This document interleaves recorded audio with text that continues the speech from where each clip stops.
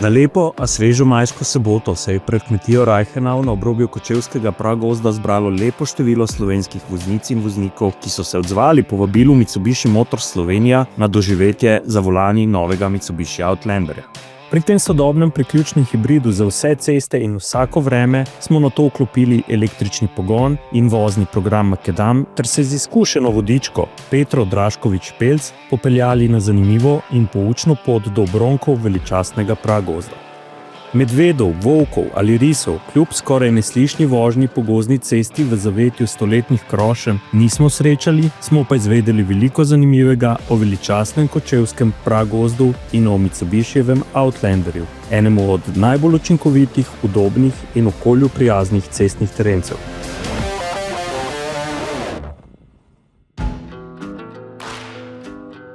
Kar 1,2 milijona hektarjev površine naše dežele pokrivajo drevesne krošnje, pod katerimi se vije nič manj kot 12.508 km gozdnih cest. Vse niso prevozne z običajnim avtom. Novi Mitsubishi Outlander zna združiti najbolje iz dveh energetskih svetov. Poleg tega pa neokrnjeno svobodo mobilnosti kot priključni hibrid dopolnjuje še zmogljivim štirikolesnim pogonom, ki ga je s preprostim vrtenjem stikala mogoče kar med vožnjo prilagoditi različnim podlagam in vremenu. Gozdne ceste Kočevskega Roga z občasnimi lužami, strmejšimi vzponi, z drsljivimi spusti seveda niso predstavljale nobenega problema za Outlanderja. A člani AMZS so lahko vseeno preizkusili delovanje odzivnega električnega štirikolesnega pogona in udobje Outlanderjevega vzmetenja, zaradi katerega deloma razrite makadamske ceste niso prav nič pretresle naših udeležencev v avtomobilih.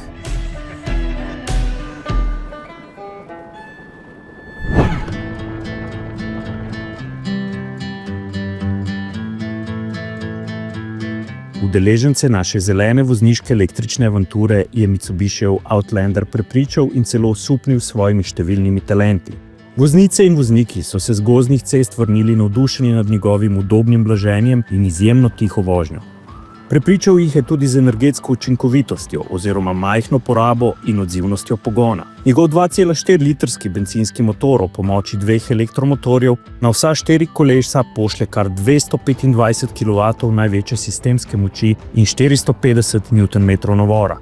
Ne glede na podlago lahko za seboj vleče tudi 1,6 tone težko prikolico.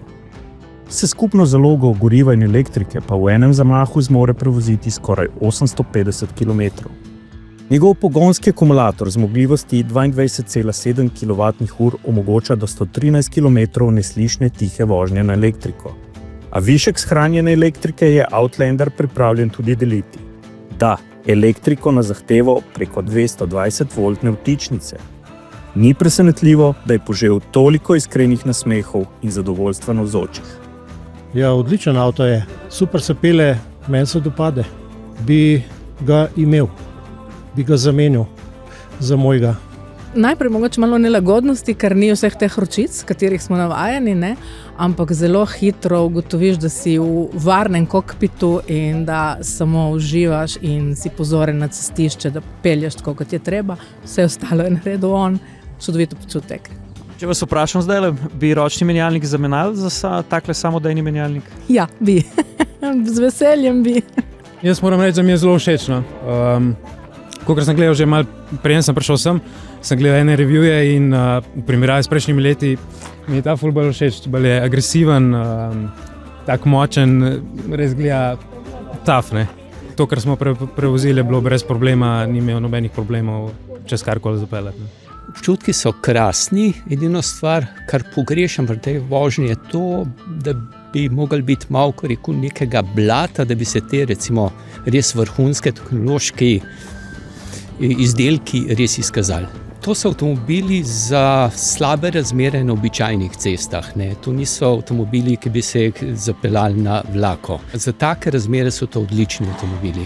Še posebej pogon z elektriko, električni pogon pokaže velik navor, ki ga pa recimo računalniška pamet na cesto spravi enkratno. Udobje, to se ful pozna, materiali, vožnja, res tiha vožnja. To je, mislim, da tišega avta nismo imeli. Se prav probam spomniti kakšno, da bi rekla mogoče kakšno negativno, bolj negativno, ampak ni. Super avto je, res odličen. Kaj pa tebe pri novem Outlanderju kot izkušenega avtomobilskega novinarja najbolj prepriča? Jaz bi tako rekel, da je mogoče to ena taka odlično, res dobra umestna stopnja med klasičnimi avtomobili pa recimo električno mobilnostjo, ki seveda prihaja. Ne mogoče tako hiter, kot si kakšni želijo ali pa kakšni pričakujejo, ampak prihaja.